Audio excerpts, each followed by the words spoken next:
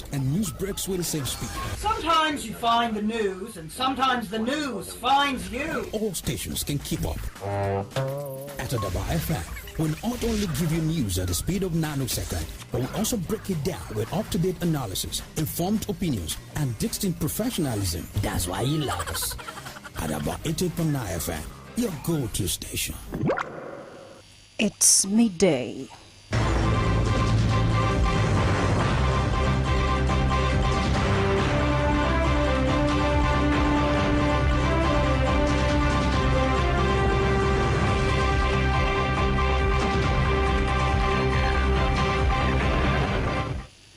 Good afternoon. I am Oluwayemi Adelakun with Global News in the news.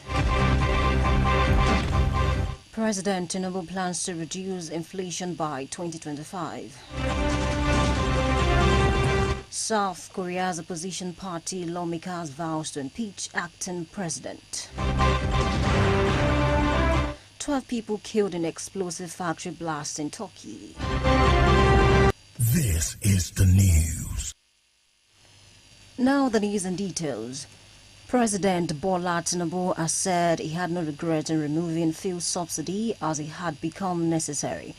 Tinubu said removing petrol subsidy was in a bid to save generations to come, noting that the country was already spending its future while giving freebies to neighboring countries. Tinubu stated this during a media chat in Lagos as he also knocked calls for the phased removal of subsidies, saying the nation was headed for financial disaster. He said what was imperative was for Nigerians to manage within available resources and shun unnecessary expenses. The president added that he was not ready to shrink his cabinet, saying all his appointees were adding value, declaring that Nigeria was a large country that needed a lot of hands. Chad goes to the polls in legislative and local elections, which the government of President Mahamat Idris Deby Itno presents as a key step towards a democratic transition. Voting is taking place against a backdrop of recurring attacks by Boko Haram in the Lake Chad region. The 40-year-old Mahamat Deby took power in 2021 after the death of his father Idris Deby Itno, who had ruled the country with an iron fist for 3 decades. Deby Jr. won a 5-year presidential mandate last May in a vote the opposition denounced as fraudulent. The general elections will allow a generational renewal of the National Assembly and local legislatures. A transitional parliament composed of 93 members was appointed by President Decree in 2021 after the death of Idris Deby Itno. The Israeli army has announced that the sirens sounded in several areas in occupied Palestine, including Tel Aviv, after a missile was fired from Yemen. Reports suggest that 20 settlers were injured as they were fleeing to the shelter. Israeli media also reported that the Ben Gurion airport was closed. Yemenis have declared their open support for Palestine's struggle against the Israeli occupation since the regime launched a devastating war on Gaza on October 7 after the territory's Palestinian resistance movement carried out a surprise retaliatory attack. Yemeni armed forces have said that they won't stop the attacks until unrelenting Israeli ground and area offensives in Gaza, which have killed at least 27,948 people and wounded another 67,459 individuals, come to an end. The United States and Britain in December announced a military coalition to target Yemen in support of Israel. Germany's President Frank-Walter Steinmeier said on Tuesday that a deadly car-ramming attack on a Christmas market had cast a dark shadow over this year's celebrations, but urged the nation not to be driven apart by extremists. German President Frank-Walter Steinmeier urged his traditional Christmas address to call for unity in light of recent development in the country. Speaking about the attacks' effect on society, Steinmeier called for people in Germany not to be divided. You're on to Global News from Madaba 88.9 FM Akure, transmitting from Ilaramoke. After the break, 12 people killed in explosive factory blast in Turkey. Details on the second part of the bulletin. Please join us again We'll be right back. Oh boy, Bajaj Boxer get better woo this December. Oh, Hey, not be to you fit get her for only 1,110,000 naira. Hey, this one a better. Yes, so sharply visit the dealer when near you pass to enjoy them. Offer they available while stock last. I welcome you back. Thank you for joining us again. For news update and live streaming, visit our website www.adaba889.fm or download Adaba FM app on Google Play Store. You can be part of us on our social media platforms www.facebook.com/AdabaFM 88.9 on Facebook, at Adaba 889FM on Instagram and X, and Adaba FM TV on YouTube. You can provide us information via email newsroom@adaba889.fm.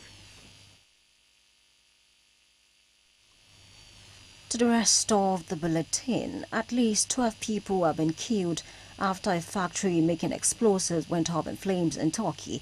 Media agencies in Turkey reported on Tuesday that a blast at a factory in the northwest claimed the lives of 12 people and injured 3 others. According to reports, the explosion took place at an explosive manufacturing factory in the Karasi district in the province of Balıkesir, south of Istanbul. Currently, the fire brigade and other specialist teams are on the site looking to see if there were other people inside the building that collapsed in the blast. Turkish President Recep Tayyip Erdogan has said that the Israeli regime will be forced to withdraw from the occupied Syrian territories. Erdogan made a statement on Monday night after a meeting at the presidential complex in Ankara. He stated that Israel's goal with increasing aggression against Syria is to suppress the Syrian people's hopes, adding that the new situation has once again drawn the world's attention to the country. Erdogan emphasized that Turkey has been on the right side of history since the first moment of the Syrian crisis. He confirmed that Ankara will provide the necessary support to the Syrian people in order to make their success against the previous government sustainable. Erdogan stressed that Turkey will not deviate from protecting the territorial integrity and unity of Syria under any circumstances.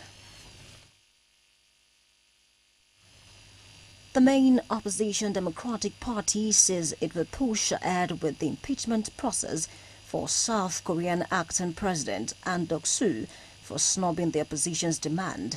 The main opposition has been calling for the bills that would authorize special counsel investigations into insurrection and corruption allegations involving Mr. Yoon and First Lady Kim Kim-hee.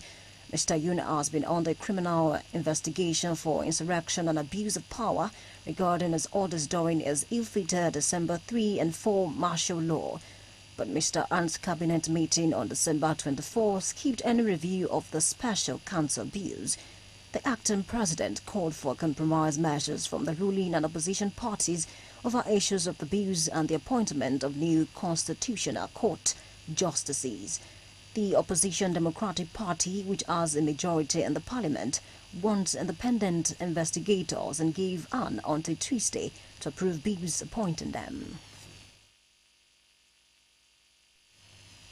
Thailand's cabinet on Tuesday approved new minimum wage increase from January for elderly people.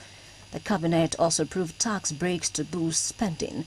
Prime Minister Shinawatra also told newsmen that she hoped for economic growth of more than 3% next year. The government has said it wants to raise the daily minimum wage to 400 baht nationwide to help drive the economy. The Prime Minister said the cabinet had approved second phase of the handout scheme worth 40 billion baht for 4 million elderly people who would receive payments by January. To end global news, a recap of our top stories.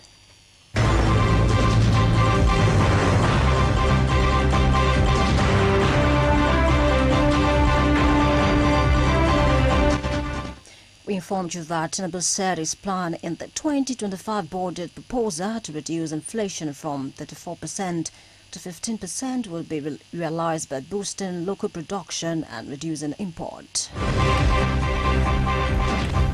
The main opposition Democratic Party says it will push ahead with the impeachment process for South Korean acting President Ahn Duck-soo for snubbing the opposition's demand and the appointment of new Constitutional Court justices. Finally, we informed you that at least 12 killed as explosion ignite fire at explosive factory in Turkey. That's Global News as edited by Adeyemi Lawal. I am Oluwayemi Adelakun saying thank you for listening and good afternoon.